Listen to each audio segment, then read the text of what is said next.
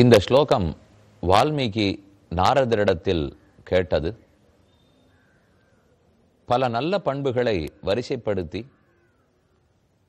இது இத்தனையும் ஒரு சேர ஒருவரிடத்தில் இருக்குமா என்று வால்மீகிக்கு ஐயம். அதைத்தான் வினாவாக எழுப்பினார். அதை நன்கு தன் மனதில் வாங்கி கொண்ட நாரதர், உலகில் பலரும் பண்பாளர்களாக இருப்பார்கள். ஆனால் ஏதாவது ஒரு குறை தென்படும். அனைத்து நல்ல பண்புகளுக்கும் இருப்பிடமாய், குறையே அற்றவனாய் ராமச்சந்திரன் ஒருவனே விளங்குகிறான் என்று நாரதர் முடிவெடுத்து பதில் கூறுகிறார். பகவோ துர்லபாச்சைவ ஏத்வயா கீர்த்திதா குணாக. வால்மீகி ரிஷியே, உம்மால் பாடப்பட்ட இந்த பண்புகளெல்லாம் அரிதிலும் அரிது, கிடைப்பதற்கு மிகவும் அரியவை. ஆனால் அவை அத்தனையும் ஒருங்கே ஒருவனிடத்தில் உள்ளன. இக்ஷ்வாகு வம்ச பிரபவ ராமோ நாம ஜனைஸ்ருதா. இக்ஷ்வாகு வம்சத்திலே தோன்றின ராமச்சந்திரனே அவர். அவருடைய புகழை, அவருடைய சரித்திரத்தை மேலே வால்மீகி பாடத் தொடங்குகிறார். அதுவே ஸ்ரீ ராமாயணமாய் 24,000 ஸ்லோகங்களாக மலர்ந்தன.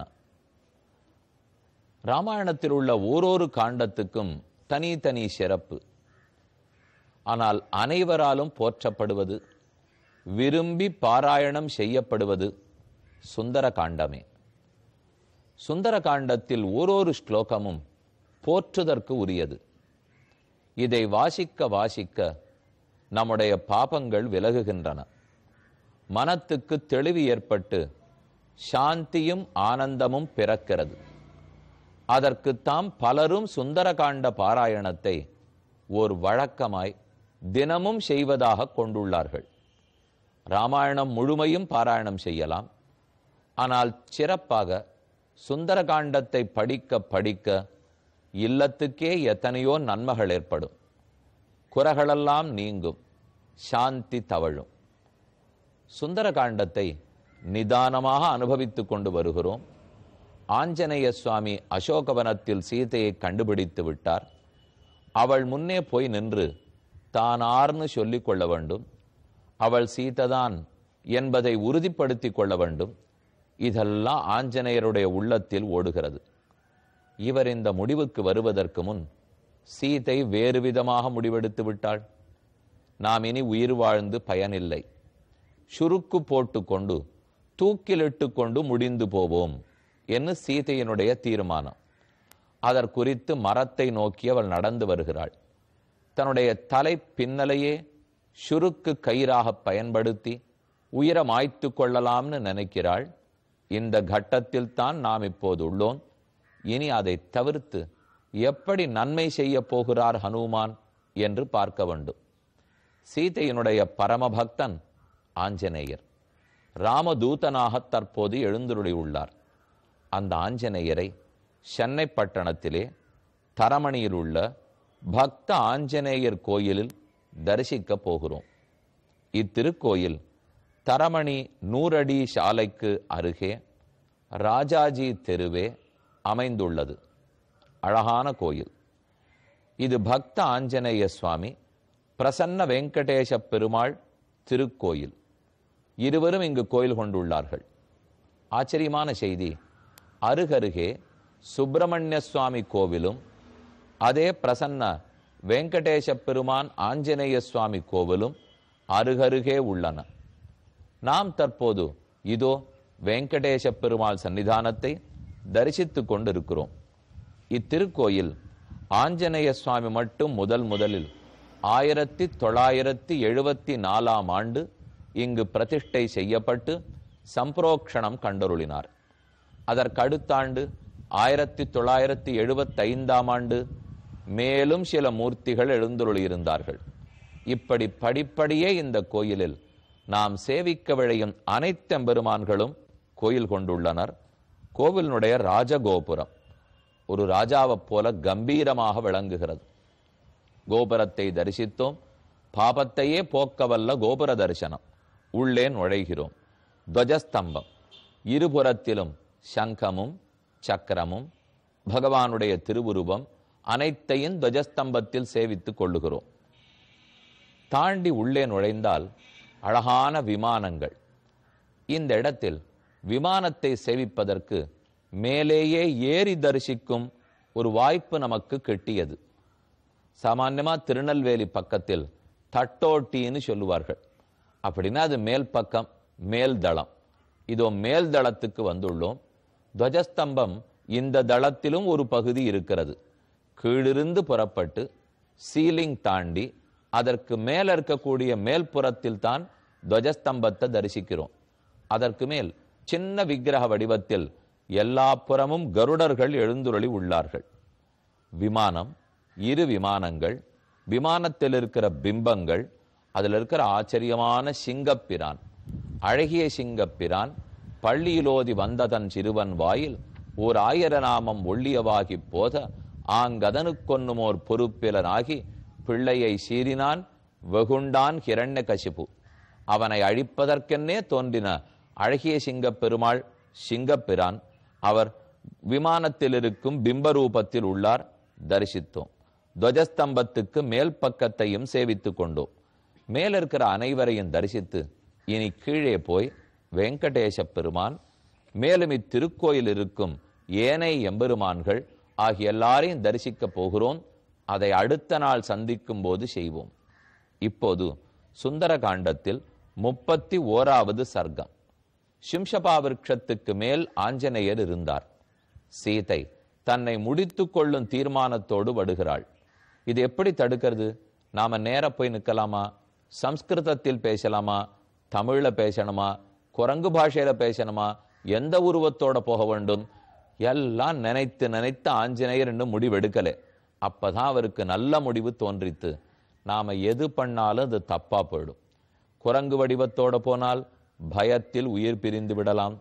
வடமொழி பேசினால் அவளுக்கு புரியும். ஆனா குரங்கு வடமொழி பேசாதுன்னு அவளுக்கு தெரியும்.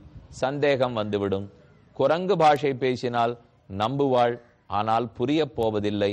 என்னதான் செய்யலாம்? உலகுக்கே அருமருந்து ராமநாமம். போகிற உயிரக்கூட தங்க வைக்க வல்ல, தக்க வைக்கும் சாமர்த்தியம் படைத்தது ராம கதை. ஆகவே மறைந்திருந்து இனிமையான குரலில் ராம கதையை கூறுவோம், ராமாயணத்தை கூறுவோம். அது கேட்டு சீதை தேறி மன தெளிவு ஏற்பட்டு தான் எடுக்கும் தப்பான முடிவிலிருந்து மாறிவிடுவாள். இதுதான் ஹனுமானுடைய நம்பிக்கை, உண்மையான நம்பிக்கை. வீண் போகவே இல்லை. ராம கதையை சொல்லுவதுதான் 31வது சர்க்கம். ஏவம் பகுவிதாம் சிந்தாம் சிந்தயித்வா மகாமதிஹி சம்ஸ்ரவே மதுரம் வாக்கியம் வைதேஹ்யா வியாஜஹாரஹ. மதுரமான வாக்கியம். ஹனுமார் பேசினாலே யாழ் மீட்ராப்பல் இருக்குமா, குழலோசையை போல இருக்குமா, வீண வாசிக்கிறாப்பல் இருக்குமா. நவவியாக்கரண பண்டிதர், பெரிய சங்கீத வித்வான். அப்ப அவர் பேசுறத கேட்க வேண்டுமா? நாம பாடினா கூட சுமாரா இருக்கு. ஆனா நன்னா பாட்டு தெரிஞ்சவா பேசினாலே பாடுறாப்பல் இருக்கும் இல்லையோ. என் தகப்பனார் வேடிக்கையாக சொல்லுவார், இப்ப நாமெல்லாம் பரதநாட்டியம் ஆட தெரியாது, நம்ம ஆடுறோம்னு சொன்னா கூட அது நிற்கிறாப்பல தான் இருக்கும்.